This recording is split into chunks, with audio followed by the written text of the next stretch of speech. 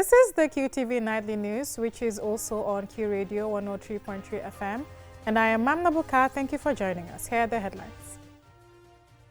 President Barrow today presided over the swearing-in of the new Land Commission at the State House, renewing the government's efforts to tackle persistent land disputes across the country and to bring clarity to land issues nationwide.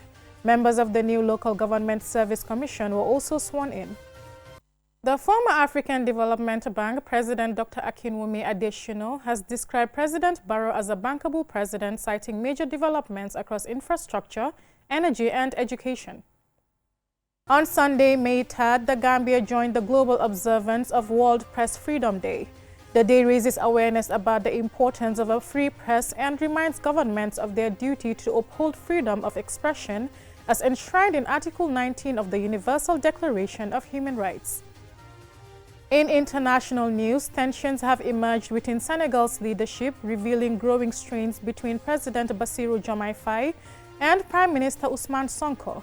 The issue came to light after Faye warned in a televised interview against the excessive personalization of leadership within their ruling party. And in sports news, with just over a month to go to the 2026 World Cup in USA, Mexico and Canada, we assess the African representation at the global football showpiece. These and more coming ahead. Do stay with us.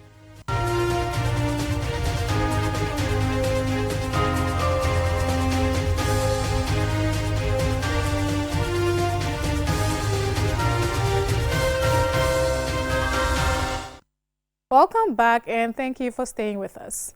Now, President Barrow today presided over the swearing-in of the new Land Commission at the State House, renewing the government's efforts to tackle persistent land disputes across the country and to bring clarity to land issues nationwide. As Aliou Cisse reports, members of the new Local Government Service Commission were also sworn in. The newly reconstituted Land Commission takes over from a previous commission sworn in 2018, with Justice Raymond Sock maintained as chairperson under a similar mandate.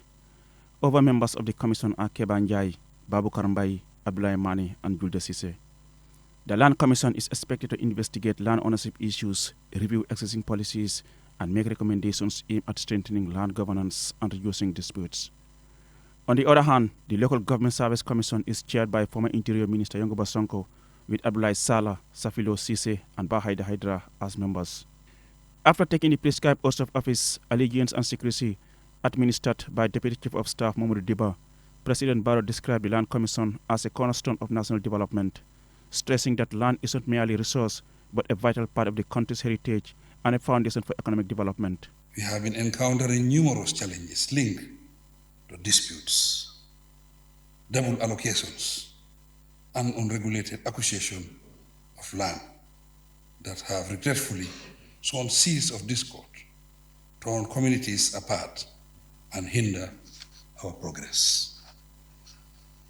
In fact, there is reliable evidence indicating that many cases lingering in the courts today are land-related matters. On local government service delivery and oversight, he emphasized that local government remains the closest level of governance to the people, with a direct impact on their daily lives. The Local Government Service Commission is to effectively oversee recruitment, promotion, discipline, and the welfare of local government staff. In doing so, it will build a professional workforce delegated to delivering quality services to our communities. President Barrow urged members of the commissions to carry out their duties with integrity, impartiality, and a strong sense of national responsibility. He called on all stakeholders to support the commissions in executing their mandates, while commending the Ministry of Lands and relevant institutions for advancing land policy reforms. Land Commission Chairperson Raymond Sock and Local Government Service Commission Chairperson Yankuba Sonko, respectively, thanked the President for the trust and confidence bestowed on them, saying their respective commissions are fully aware of their responsibilities. As commissioners, we are aware that our work will be closely watched. We will welcome that scrutiny because public trust is the most valuable asset a commissioner can hold. With the caliber of persons given the task as members, I have no doubt that with the support of other relevant stakeholders, tremendous success will be achieved. It is hoped that these commissions will live up to expectations. Reporting for QTV News, I am Aliu Sise.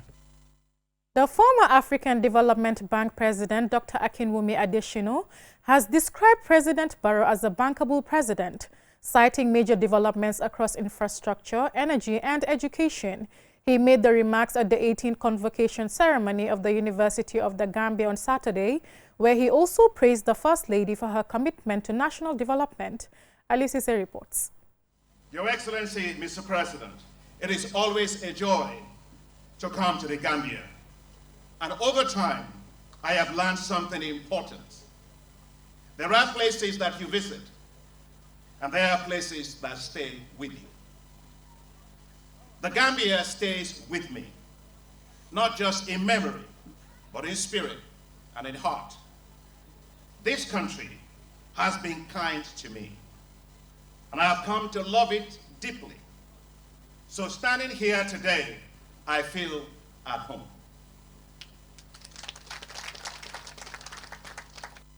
In a speech that drew loud applause, Dr. Adesina pointed to visible progress across the country, from roads and transport systems to energy and education, as evidence of leadership delivering results. And with all the developments I see every time that I come, Your Excellency, to the Gambia, from infrastructure, from transport to energy to education, I can confidently say to you, people of the Gambia, that President Barrow is a bankable president. He also reserved special praises for the First Lady, describing her as deeply engaged in advancing the country's development agenda. According to Adesina, her constant focus on improving lives sets her apart. And every time that I will speak to your First Lady, I can tell you, Mr. President, every conversation was about what can we do to get more water? What can we do to get agriculture? What can we do to get more roads? She's always talking about how to make things better. And I must tell you, I haven't seen any First Lady like her anywhere else. His remarks come after several development projects supported by the African Development Bank during his tenure. Beyond leadership praise, he used the occasion to inspire graduates, urging them to take charge of their future. So let me be clear. Africa is not a dream. Africa is investable.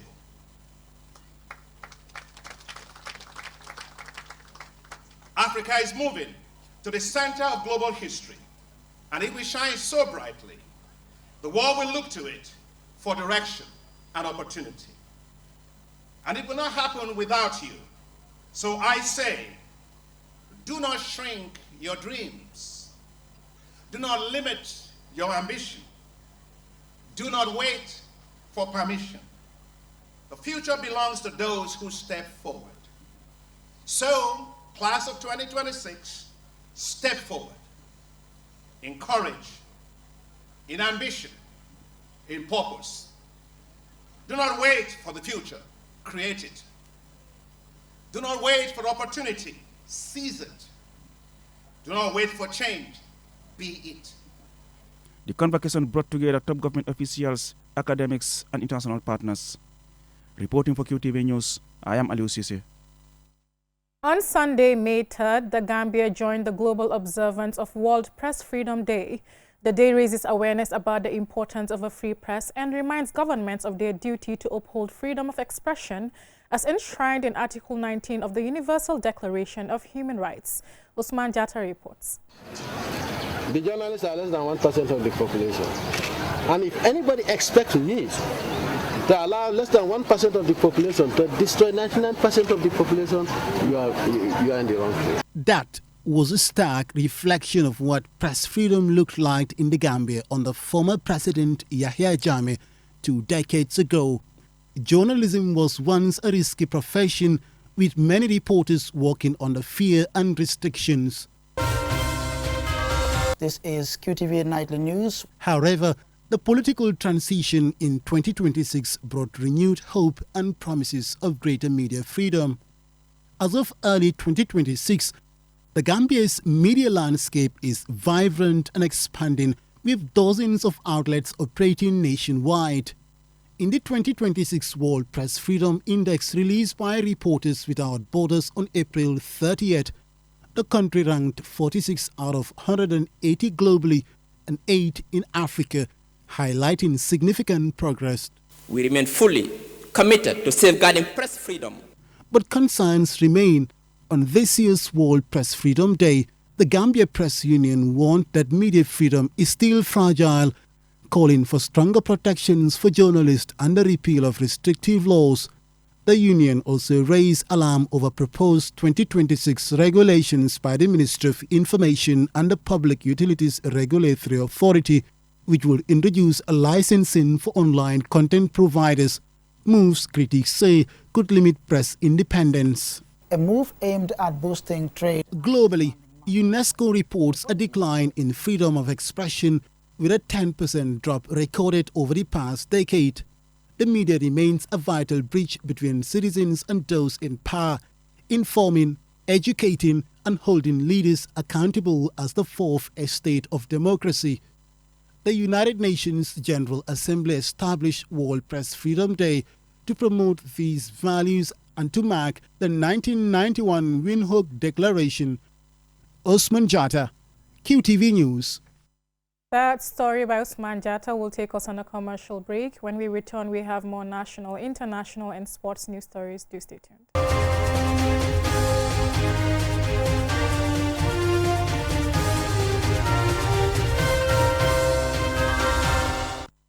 Welcome back. If you're just tuning in, this is the QTV Nightly News, and I am Mamna Buka.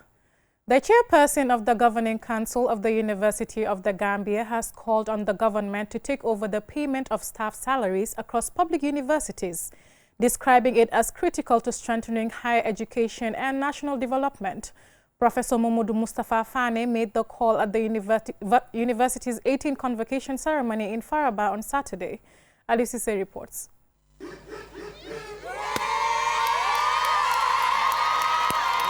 In a powerful speech that combined celebration with policy direction, Professor Fane delivered a clear message. The future of higher education in the Gambia depends on sustained government investment. I most respectfully appeal to the government to consider progressively assuming responsibility for the basic salaries of staff across all public universities. Such reform would significantly ease institutional financial pressures, strengthen staff motivation and retention. The proposal, he says, will allow universities to concentrate on teaching, research and innovation, key pillars for national transformation. Strong universities are not merely institutions of learning. They are the quiet pillars upon which strong and resilient nations are built. Evidence suggestively shows that investment in higher education drives productivity, fosters innovation, reduces inequality, and supports sustainable development. His statement comes at a time when the university is celebrating major milestones, including producing its first locally trained dental doctors and PhD graduates in law. To our sponsors and partners, your continued support remains central to the growth and transformation of this university. In particular, we extend our sincere appreciation to Mr. Mohamed of Q Group for your valued partnership and commitment to advancing higher education in the Gambia. To our alumni, you remain the living legacy of the University of the Gambia, embodying its value, extending its impact beyond its walls. But beyond the achievements, the council chair emphasized a shift in focus from expansion to measurable impact. Our responsibility is not only to produce graduates, but to nurture critical thinkers, innovators, and resilient job creators, capable of transforming our economy and shaping the future of our society. Professor Fane also highlighted the transformation brought by the Faraba campus, ending years of logistical challenges where the university operates across multiple rental facilities. In the past, the university was compelled to shuttle between institutions, rent classrooms and examination halls, and even host graduation ceremonies in external venues. Today, that reality has changed. This is not merely progress on paper, it is a clear example of impact, and this is tangible, visible, and transformative. Thank you, Mr. President. He concluded that education must go beyond certification to delivering real impact for society. Reporting for QTV News, I am Aliou Cisse. Residents of Salaji on Sunday held the third edition of their annual Community Settle Initiative, a grassroots sanitation campaign aimed at cleaning the neighborhood and its surrounding areas. Yafatige reports. We organize this cleaning exercise every year, bringing together residents around Paradise to come out in large numbers and clean the streets. It's a community-driven effort aimed at improving our environment and promoting a culture of responsibility among residents. We encourage everyone to participate, including non-members, because keeping our surroundings clean is a shared duty that benefits us all. We regularly come out as a community to clean the streets and fill potholes along the roads to prevent stagnant water, which can be a health hazard. This initiative is not just about cleanliness, but also about protecting the well-being of residents. I want to urge those who dispose trash on the streets, especially at night, to stop this practice. Maintaining the cleanliness of our community requires collective effort and commitment from everyone.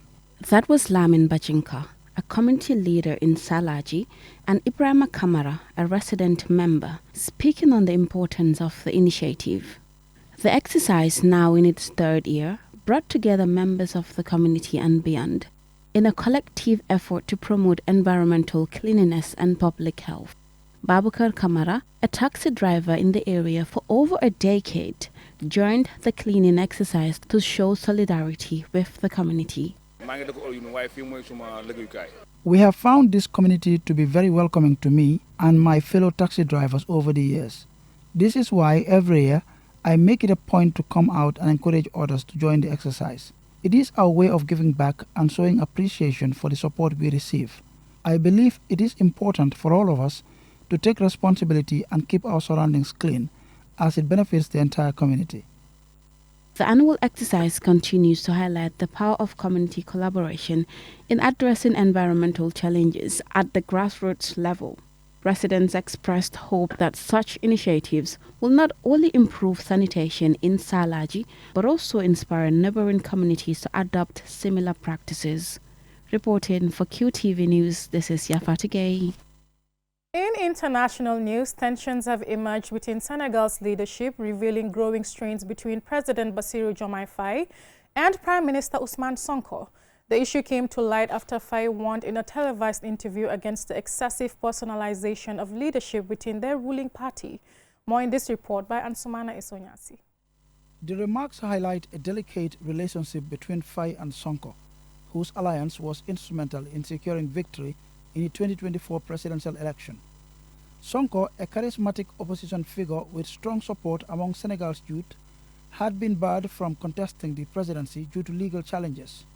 In response, he endorsed Faye as a surrogate candidate, a move that ultimately propelled Faye to power. Following his election, Faye appointed Sonko as prime minister, consolidating what appeared to be a strategic partnership at the helm of government. Their party won support by promising major reforms such as fighting corruption, improving governance, and limiting foreign influence, ideas that appeal to citizens frustrated by inequality and political stagnation. Their victory followed a period of unrest under former President Macky Sall, when deadly protests broke out over fears he might seek a third term. Many young people supported Sonko's call for systemic change and sovereignty. However, Faye maintains that the movement was about broader change, not promoting any single leader. Speaking to journalists on Saturday, he pointed out that the sacrifices which resulted in deaths, injuries, and imprisonments were not made for the sake of any one man, but for the very essence of the project. Despite their shared origins, fissures have begun to emerge within the leadership.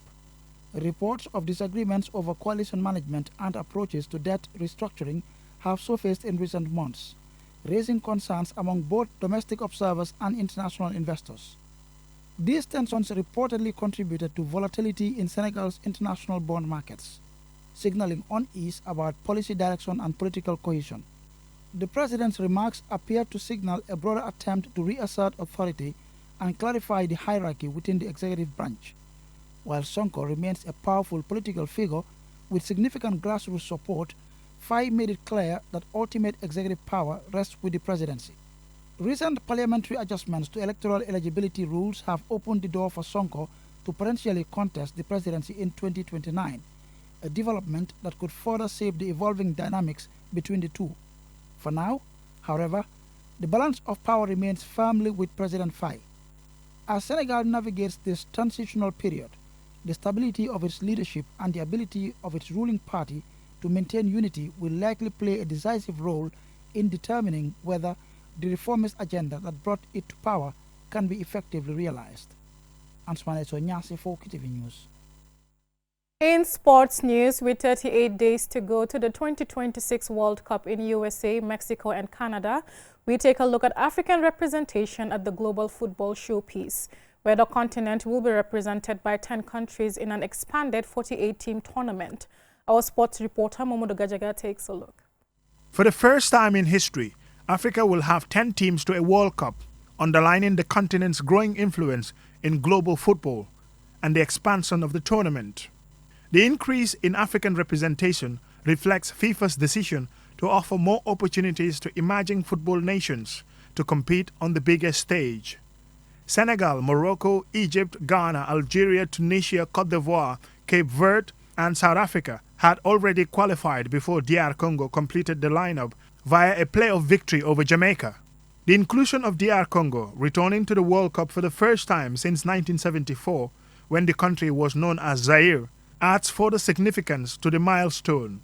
African teams have steadily improved their performances at recent World Cups, with Morocco's historic run to the semi-finals in 2022 highlighting the continent's rising competitiveness. Previously, Cameroon, Senegal and Ghana all reached the quarterfinals. Cameroon will not be there, but some of the African countries are expected to at least get to the semi-finals. The expanded tournament is seen as a recognition of that progress, as well as providing an opportunity for more nations to showcase their talent.